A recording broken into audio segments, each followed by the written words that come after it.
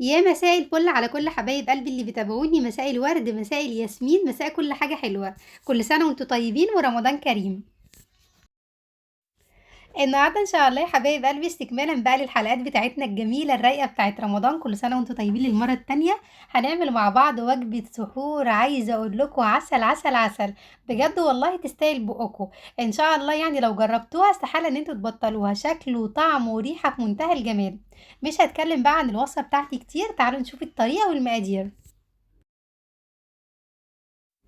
هنسمي الله ونصلي على الرسول عليه الصلاة والسلام وندخل بقى على المقادير بتاعتنا على طول. أول حاجة تقريبا يعني معايا كيلو بطاطس، أنا قشرتها كويس جدا طبعا وغسلتها. وهنا في الحلة دي بقطعها شرايح، لازم تكون شرايح يعني مش مليانة قوي، علشان هسلقها سلقة كاملة. وممكن على فكرة لو حابة ان انت يعني تسلقيها بقشرها عادي برضو مفيش مشكلة، وبعد ما تتسلق سلقة كاملة تروحي مقشراها وتهرسيها وتكملي نفس الخطوات عادي خالص. حطيت لها شوية مية ورشة ملح كده وهغطيها وارفعها بقى على درجة حرارة متوسطة لغاية لما تتسلق. وهنا بقى في الطبق ده معايا شوية كده من الفلفل اللي هو الأحمر والأصفر الملون، وكمان قرن فلفل رومي. ممكن على فكرة لو عايزاها حامية يعني شوية أو سبايسي تحط لها قرن فلفل حامي برضو هتبقى حلوة جدا. زي ما انتوا شايفين كده انا بقطع بقى الفلفل بالطول، وبعد كده برجع اقطعه كده بالعرض يعني على اساس ان هو يبقى قطع صغيرة، ما تبقاش كبيرة تبقى مكعبات. وهيبقى معايا كمان شوية بقى من العيدان بتاعة الشبت. انا هستخدم مع الوصفة هنا شبت، لو حابة تستخدمي بقدونس تمام مفيش مشكلة. اتخلصت كده من العيدان بتاعة الشبت يعني حطيتها على جنب، وهاخد بقى الاوراق بتاعة الشبت. ودي بقى البطاطس بتاعتي بعد ما اتسلقت. هاحط لها بقى معلقة حلوة كده بقى من الزبدة، ممكن على فكرة تستخدمي سمنة بلدي او اي نوع حتى سمنة عندك. وممكن على فكرة تحطي زيت ذرة لو حابة يعني تبقى خفيفة.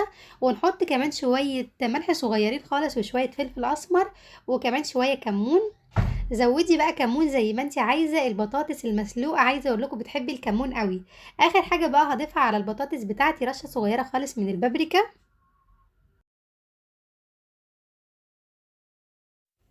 وهنزل كمان على البطاطس بكوباية بقى من الحليب، وههرس كل الحاجات دي كويس جدا مع بعض. يستحسن ان كوباية الحليب تكون دافية، وكمان البطاطس تكون دافية علشان تتهرس معاكي يعني بسهولة.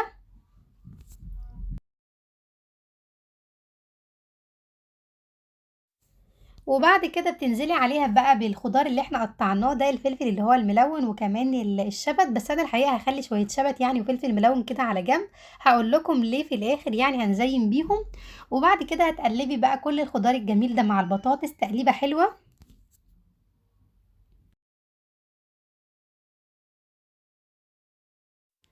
على فكرة في المرحلة دي للي حابب يعني يحطها في طبق وياكلها بألف هنا، طبعا هي تعتبر يعني جاهزة للأكل في منتهى الجمال. أما بقى بالنسبة للي حابب يكمل يعني ويعملها صينية زينا كده في الفرن، هيكمل معانا بقية الخطوات اللي جاية دي.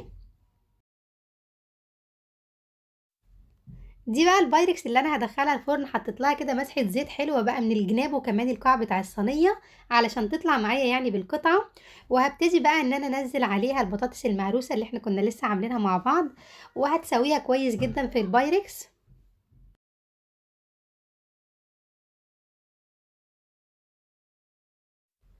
والناس بقى اللي ما عندهاش بايركس زي اللي انا بستخدمه ده، ممكن اي صينيه ألمونيا عادي خالص هتعمليها برضو هتبقى حلوه جدا. اي حاجه في البيت اشتغلي بيها، ما توقفيش نفسك ابدا على اي حاجه، كل حاجه زي ما احنا قلنا ليها بدايل، والجيش تملي يا جماعه بيقول لك ايه، اتصرف صح كده. دلوقتي هسوي بقى البطاطس كويس جدا في البايركس.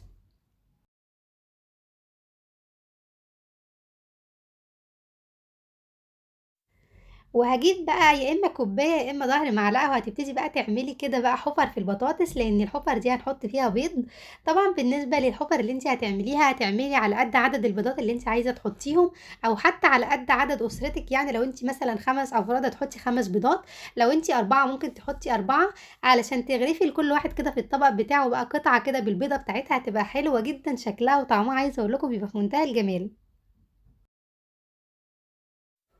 وفي كل حفرة بقى كده بانزل ببيضاية، باحط كده البيضاية جوّه الحفرة. بالنسبة للبيض اللي هو اللي أنا لسه جايباه ده يا جماعة، أنا عارفة يعني واثقة ومتأكدة إن هو جديد، لكن أنتِ لو عندِك بيض بقى له فترة في التلاجة يستحسن إن أنتِ بيضة، بيضة تكسريها كده في كوباية أو في بولة صغيرة، علشان تتأكدي يعني إن البيضاية دي صالحة للاستخدام، وبعد كده تروحي نازلة بيها كده بقى على الحفرة اللي إحنا عملناها جوّه البطاطس.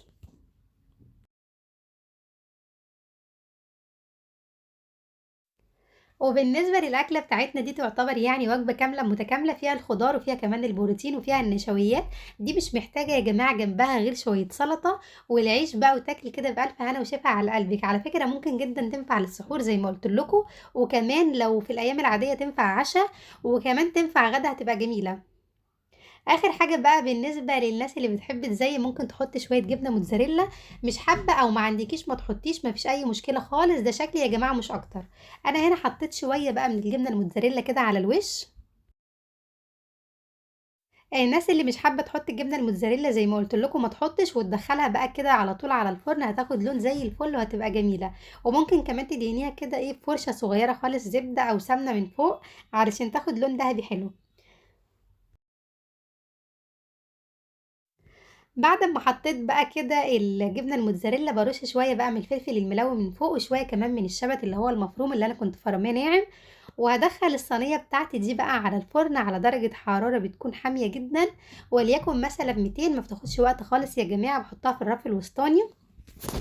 بالنسبة لمدة التسوية يعني تقريبًا كده من 25 ل30 دقيقة بالكتير أوي، وطبعًا بتتابعيها، تعرفي منين بقى إنها استوت بتطلّعي كده يعني الصينية من الفرن، وتبُصّي كده على البيض لو لقيتِ البيض خلاص كده مسك واستوى يبقى هي كده تمام، لو لقيتِ البيض لسه يعني أصفر زي ما هو وني يبقى هي محتاجة شوية تسوية.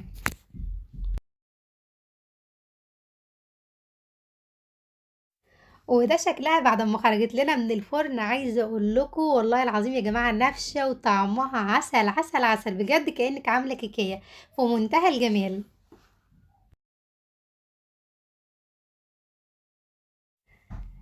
بالهنا والشفا بقى للي هيجرّب الطريقة، وكمان بالهنا والشفا للي كلها، هاستنى إن شاء الله تعليقاتكم وإعجاباتكم على الفيديو، زي ما أنتم شايفين كده أنا قُلت لكم إن أنتِ كل قطعة يعني هتغرفي فيها كده بيضاية، بحيث إن كل نفر يعني ياخد بيضاية مع قطعة البطاطس، فهي زي ما قُلت لكم وجبة كاملة متكاملة، شايفين بقى البيضاية ما شاء الله مستوية كويس جدًا من جوّه، بالعيش بقى وادّي ادّي له بجد في منتهى الجمال. لو وصلتِ لغاية هنا بقى ما تستخسريش فيّا اللايك، واعملي لي كمان متابعة لقناتي علشان إن شاء الله يوصل لكم كل إبداعاتي، باحبكم في الله ما تنسونيش بقى يا حبايب قلبي في الدعاء، مع السلامة.